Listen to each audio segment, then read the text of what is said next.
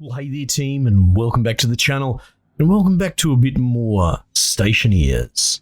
So, we've made some progress. We're getting there. Our power system's absolutely underway because we've come to realise that the winds seem to blow through the evening as well, which is very exciting. I'm going to sort out that immediately. Got our battery charger there. I could have sworn I'd have another spare battery, but maybe not. Now we're starting to build corridors into our little base. I've trapped myself. Hang on. Very good. No batteries in here. So we've got lots of things to do, but at the moment we're fairly steady. We've managed to contain these gases into this room here. I've basically got a fan always running, but the idea is, for those that missed the stream, I seal that up and I can send coal in there a chunk at a time. Now see, we're actually running at a loss at the moment. That's fine, but this is a good opportunity to, let's go split half. 20 coal. Power, no. That's right, we need to rejig our power anyway. So right now it's cooking the coal and it's cycling it into this pipe, which I need to keep an eye on actually. 10 MPa, that's okay. We can handle that. And you can see, well, look at this, we're blue-green across the board. Lots of sexy, juicy battery power filling all that up. Getting a lot of value out of the 20 coal that just went in there. Now, I haven't built like complex logic or anything like that, so it's whatever you put in this hole gets cooked immediately because the switch is permanently on. It's a rudimentary system. It'll get us there. That's what matters at the moment. We went and farmed up a whole bunch of coal, but as you can see, we're actually going to go through it fairly quickly if we don't stay on top of it. At the moment, just while it's charging so well, I'll feather these batteries for the moment, at least until we go back to a red draw, which will indicate that we've run out of coal. I want to make the most of it. Don't want to really waste it. It's a shame I don't have a spare battery somewhere. Oh, I think I've got one in my inventory. Here we go.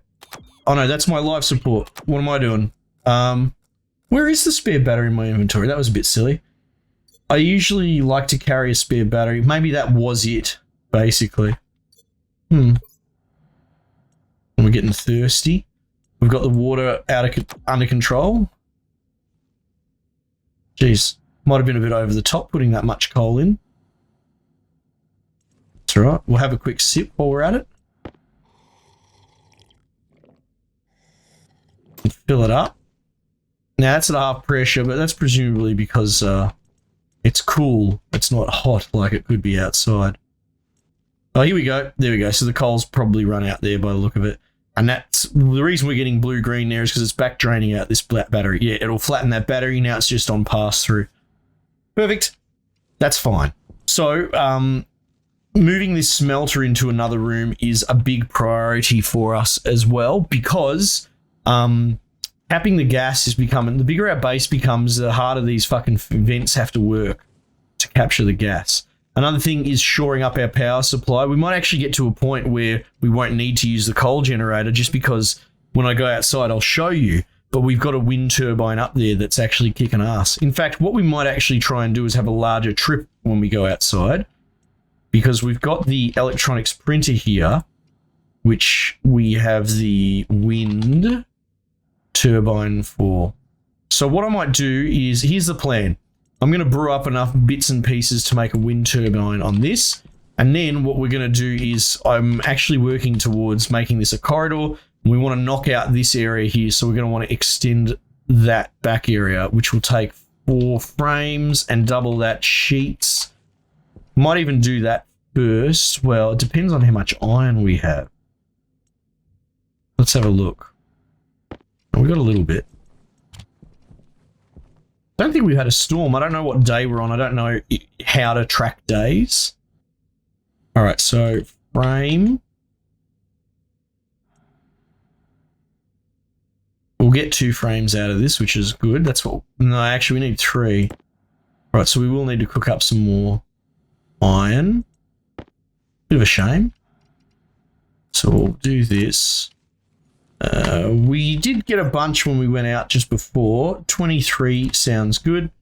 What we'll do is, even though this isn't its final form, if I do force this door open and let this vent run, we'll be able to draw out some of this waste faster into this. We're just using this pipe as a capture. Not ideal. Might as well, that should be inward. So we'll run both fans at the same time. You can see the particles going up there as well. By creating all this extra space, they're just dispersing so much more, and you can see we're going up to 103 degrees. Now that's at less than 1 kPa. This is just a non-issue as far as the temperature goes, but we're not going to be able to get vacuum cooling going and keeping things generally cold with that. All right, so that cooked fairly quickly because iron is want to do. It's not like gold or anything like that. We'll build another frame. We'll let that vent run for a little bit. Right, so now we have 4 frames. We're going to need 8 sheets. I've really enjoyed my time on this and the few streams that we've done as well. There's been some good collaboration and help from the community. The devs have done some really interesting and sneaky things, with obviously thirst being added.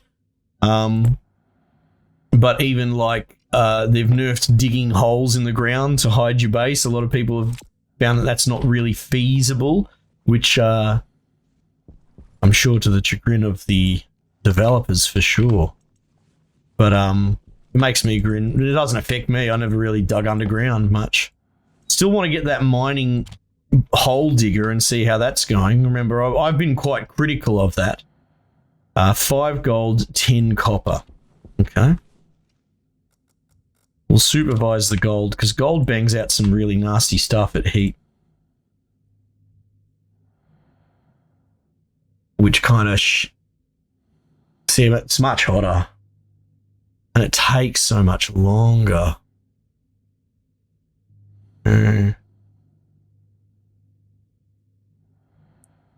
3. Now if I let it tick 1 more and then turn it off, that should work. That should be 5. It might be 4. I'm not 100% sure.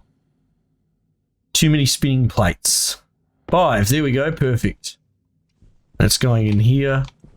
And I believe it was 10 copper. And we didn't have any spare copper. So we'll just hook up a bunch of that. So you can see the light coming through. So it's clearly daytime now. Yeah, see, it gets pretty hot in here pretty quick. Venus or not. So we're going to have to deal with this.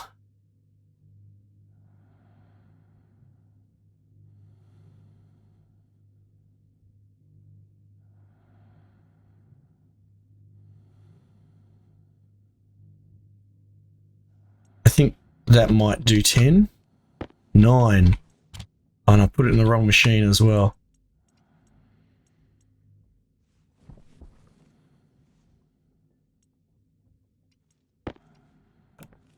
Oh, that's right. You can't combine them.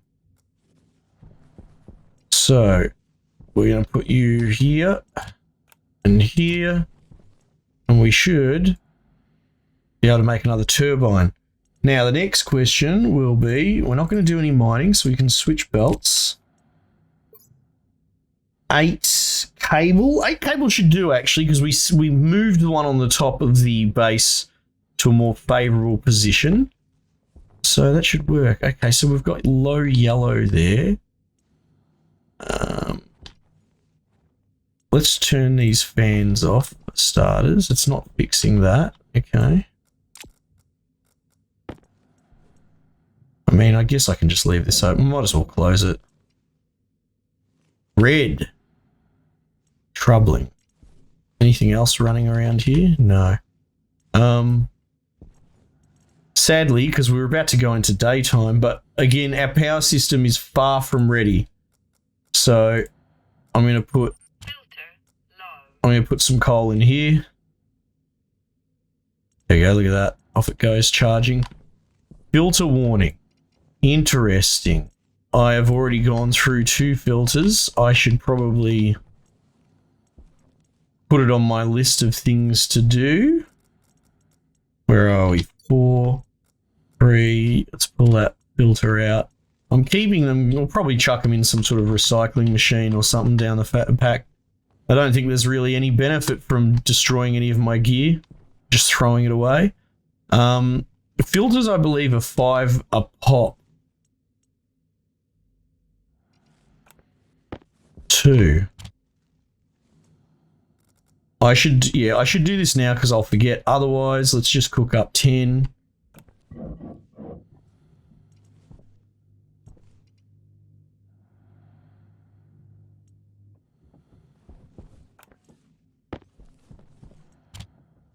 Oh, I probably can't make them from this, actually.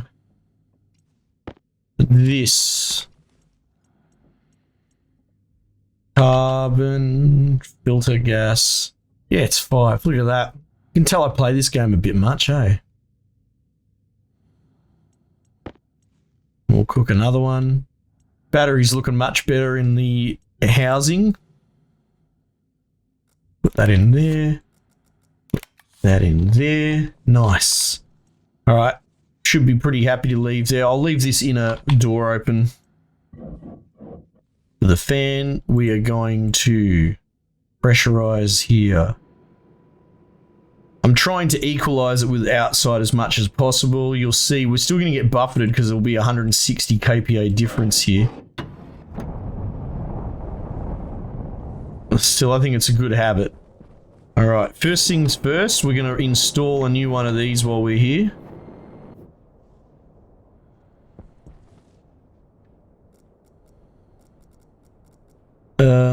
Where are we? 4. Geez, my battery is ticking down a bit while I'm out here. Interesting. We'll do that. We might be able to fit one in between, but for the moment we'll just stick them close to each other like that. Put you there. We're going to need the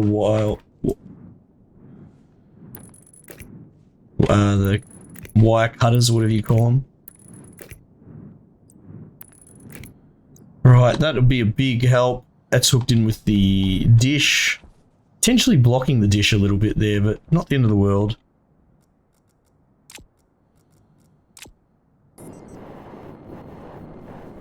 Okay, cool. So, if this is our passageway, that's wall. Yeah, that's wall just inside here. Hang on, shit. That's dropping fast. Let's deal with this. Air tank critical. Fuck.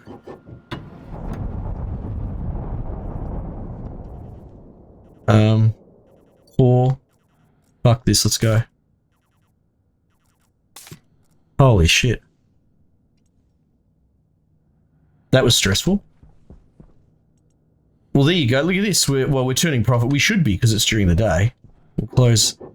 Actually, we won't close that up. I did obviously let a fair bit of gas in there, but I was, well, for lack of a better term, I was panicking. But that's all right. We've re-upped our oxygen supply. I haven't checked our reserves there. That was good. I'm pretty happy with my fast action then. Because that was ticking ridiculously fast. All we had was what was only in the suit. Sorry, trying to use my words. Yeah, see, they do speed up and slow down, so they're not constant, but it's better than nothing. Anyway, this is wall. This would be where we want to extend, and that's corridor, sort of. So, 4. Right, we're going to want to wall that whole area there. So that's going to be our extension. Yeah, I'm still going to drill this out to make it easier to see what's going on.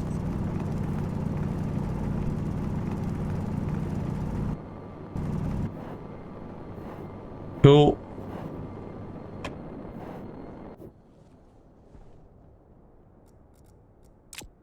Pop this away, get the old arc welder going.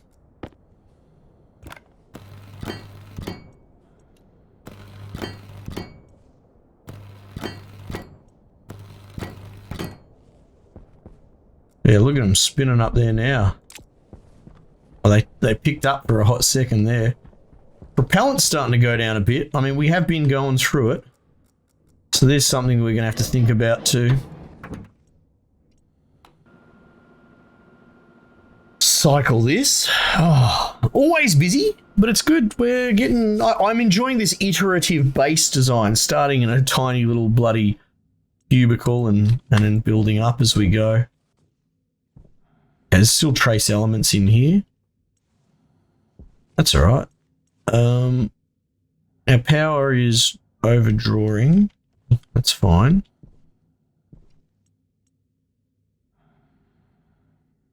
Yeah, that is on suction, isn't it?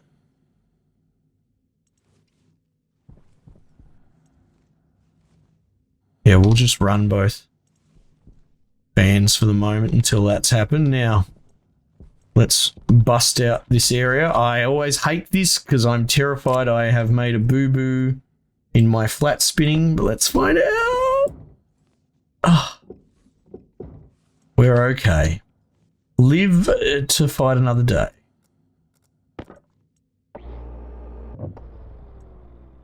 Alright. There. Let's get the drill.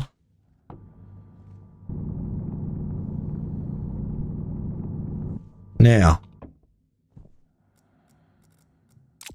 So the plan is ultimately to move that arc furnace into here, because this room has already got like I've already set it up for capture and all that sort of stuff. We could actually put a wall frame here to separate them, even just for workspace reasons. Bit of a squeeze. How are we going anyway? Looks like we've got all the gas out, so I'll turn this off.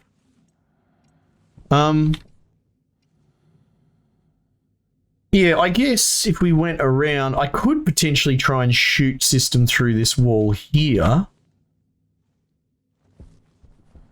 But I think I would rather just do it down the other end. Where are my frames?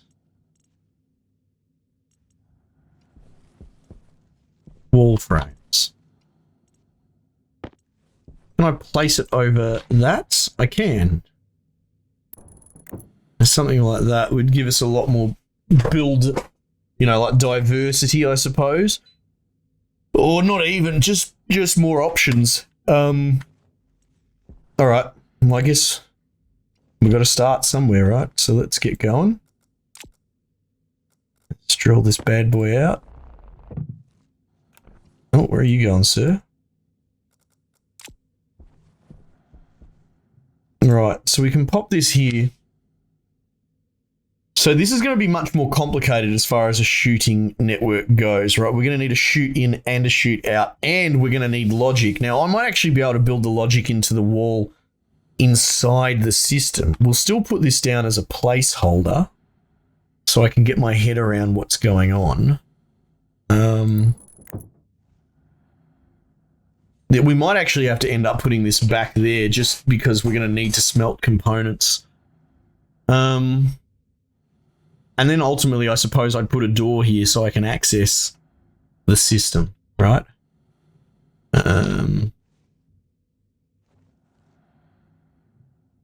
Where's the power and data? Power. That's power there, isn't it?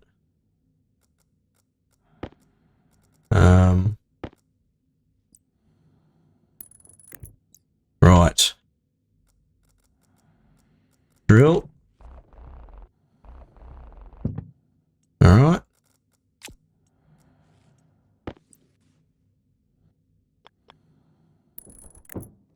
We'll do like that.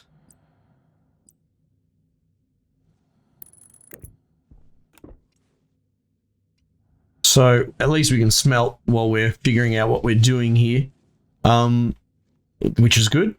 We probably are going to need a door kit. It's probably a smart thing to just get up and running. Well, actually, no, we'll do the door last because the door will just be something that gets in the way. So if we're going to the basic logic that I did previously, if I have a think about it, was basically it would read the chute status and basically do a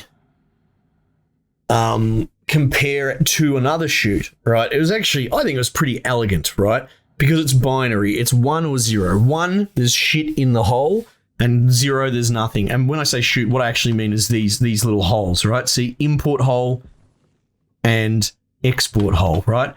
Now, here's the thing. The export hole is always going to read 0, just about always, right? So what we would do is go compare import to output, right? And if they're not equal, turn on the furnace, right? Which is to say, the only reason that they're not, well, actually, this activates, sorry. It's always going to be on, just passively like that, right? So shouldn't it? I'm just surprised that that button's not really green. Is it because, okay, I don't know. It's cool that we might be able to access that button as well. Okay, I guess it's just not green. That's just, maybe it doesn't have passive draw, which would be fucking cool if that was the case. Because those other buttons that are on are green, you can see the fan for just a split second. There it is. Yeah, so the thing is, it's not a toggle, it's a push, and it turns on, it locks the thing and cooks whatever's in there. So basically, we put something into the chute, the logic should automatically read as soon as this chute gives an output of 1 binary, which is to say there's something in me now, it should now signal to turn on. We might not even need to do a compare. It might just be a case of read the chute. I'm not sure. We might be able to make a more elegant solution. But I think that's how I did it before, is I just compared them. So they're at a 0 state normally, 0 compared to 0 is equal. And then you would put that in 1 equals 0, not equal, turn the button on, off you go. But it's not like you need to turn the button off or anything like that. As soon as you put the stack in, it would cook. So we're going to try and probably replicate that, or at least something close to it. But as I said, there might be a much simpler way than even what I was doing, so I'm not sure.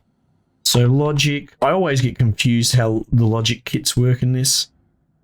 Processor, in, out, memory. What's the processor? I think that's just a wider thing. Anyway, what we definitely going to need is an in, out. 1 gold, 1 copper. And I probably don't have any of that.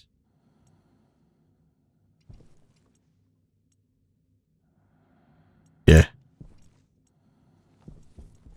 So we'll cook that now.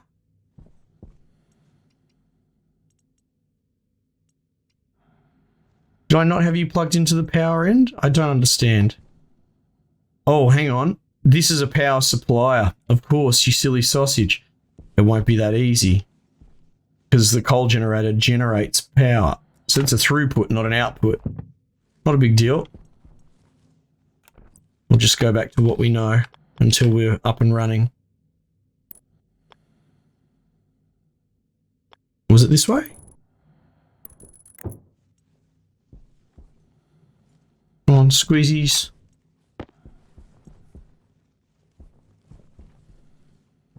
Alright. There you go, it's lit up that time.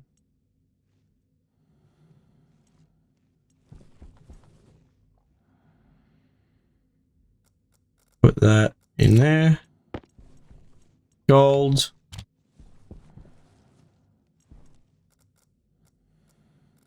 Copper.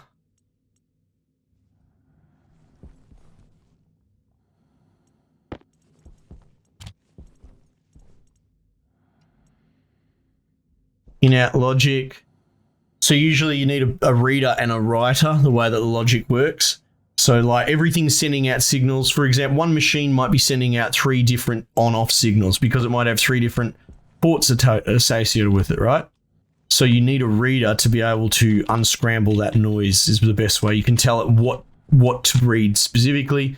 And then you'll need a writer because the same sort of thing will happen. But back to front, if you're sending to a machine, you'll probably have to send it a certain signal. I hate doing logic by the seat of my pants. Batch writer, logic reader, now slot reader. Slot reader. That's what we're interested in, I'm pretty sure.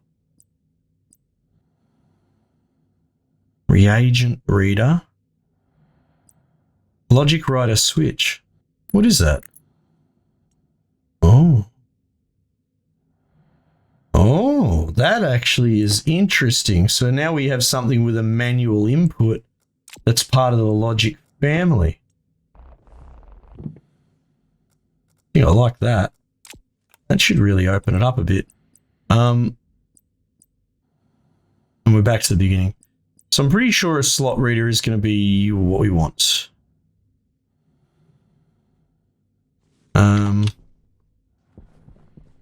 Anywhere on the floor I could put it over here just to test. Actually, that's a bit fiendish. We might be able to do that. I'm going to need a bit more cable. How's the power going? A bit low. Oh yeah, let's just do that. Right. Should be able to make cable faster here. Oops.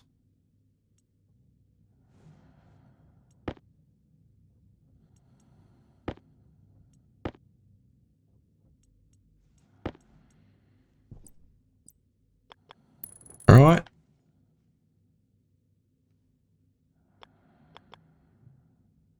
Fuck. It's clipping on the corner. I wonder if we can adjust this without power though. There you go. Cycle to arc furnace. Slot. Import slot, export slot. Cool. That's what we want, right? So essentially what this is doing, basically, I'm not necessarily doing a full tutorial for logic, but if you are STEM-minded, you'll probably be able to figure this out. It's not that bad. It's going to need power. This is the on-off button, right? And there's a power input here, but it's clipping with this, so I can't do that, right? But even unpowered, it seems to be able to figure out what's going on. I'm drawing from the data output of the arc furnace, and this thing specifically wants to talk slots. Now you can look at the arc furnace and probably figure out there are 2 slots on it. But even through this, you can cycle the slots. So we can only cycle arc reader, but if I had this, say, data line plugged in as well, it would let me cycle different machines. So input is just picking the machine that is talking to the slot reader, which is the arc furnace, and slot is cycling between the slots of said machine. So what it's going to do here is we've got it set to cycle to import slot. No, so import, right? What it's saying is, and the variable, here we go, you can pick all the variables. Cycle to class, quantity. So you could actually have it read the quantity of whatever the fuck is in there, right? Which, I don't know. Does it say what output it's going to be? Oh, that's class. Hang on, we're on quantity now. Oh no. Prefab hash for import slot. Cycle to occupied. Occupied is 0. Well, again, this isn't powered, so that might... I would assume that occupied for import would be 1 at the moment. Max quantity, yeah, okay. I'm pretty sure it's not actually giving me a data read because it's not powered on. But it's good that it's giving me even just some sort of almost mechanical feedback because we don't need power for that. So that's good. It's a good way to test it, actually. So that'll go on the wall and feed that out. And what we'll probably do is take a math processor that has a compare function, and we'll be able to compare that to... we'll probably be able to compare anything that's giving a 1 output, to be honest. You might even be able to compare it back to itself because this will always be on, right? So you might actually be able to take a feed from the status of the system into the next thing So that will be 1 and go compare the import slot to the on-off status, which normally it will be 0. Well, actually, that's why I want a 0 feed, sorry. Because as soon as it goes to 1, you can cook. But I think you can say compare as in like not equal to, so you can do a reverse function there anyway. Anyway, there's a lot of different ways you can do it. But the point is that you need a way to recognize when it changes from 0 to 1 for the import, so that you can tell it to go from idle to cook. Anyway, we'll get there. Team, thanks again for joining me. Might just leave it there for the time being, and I'll catch you guys on the next one.